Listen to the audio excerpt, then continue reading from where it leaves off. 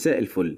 دلوقتي هوريكم فيديو انا لسه شايف زيه بالظبط على الفيسبوك لواحد بيحب يتكلم على جوجل مابس وبيجيب حاجات غريبة موجودة على جوجل مابس. بس بصراحة الفيديو اللي انا شفته ده ما شفتش اغرب منه، لانه موجود على الطبيعة وموجود على ارضنا في سينا ومش مفهوم. فانا هوريهولكم، ولو حد عنده تفسير يا ريت يكتبه لنا ويورينا او يقول لنا ايه التفسير اللي احنا شفناه ده. وبجد انا دخلت اتاكد من اللي هو قاله، لقيته بجد موجود. ممكن تخشوا انتوا كمان تتاكدوا. بصوا معايا كده. طبعا ده جبل موسى، دي سينا، شرم الشيخ، محمية راس محمد، الغردقة، اللي فوق دول اللي ما يتسموش. بص كده وركز معايا. هو الراجل بيقول عليها لوحة، بس بصوا بجد دلوقتي هي لوحة بجد. بصوا كل ما نقرب كده اللي يلقط حاجة يعني يا ريت يقول كده. بصوا انتوا شايفين الوقت ده قرن، دي عينين، دي مناخير، ده بق. شايفين وشي صح؟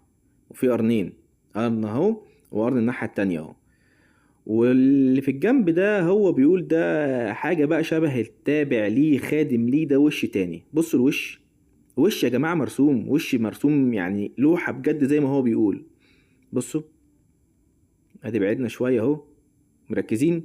ادي الوش الناحية دي، ادي العينين، القرنين اهو، مناخير، البق. شايفين؟ واللي مش مصدق يخش يشوف. انا ما كنتش مصدق، دخلت بجد حالا اتأكدت وبصيت، صورت الفيديو وقلت اقول لكم عشان لو حد بجد عن تفسير المنظر ده يا ريت يرد. وطبعا مش عايزين نقول هي الوشوش دي وشوش مين او بتدل على ايه. بصوا الوش الصغير ده يعني مرعب، مرعب وغريب ويخوف بجد.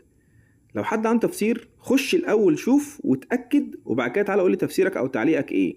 بس قبل ما تروح ما تنساش بقى تشترك في القناة واللايك والشير، ولو بتشوفنا على الفيسبوك وعلى انستجرام وعلى التيك توك ما تنساش الفولو. يلا بقى روح شوف وتعالى قول لي تعليقك وتفسيرك. والسلام عليكم.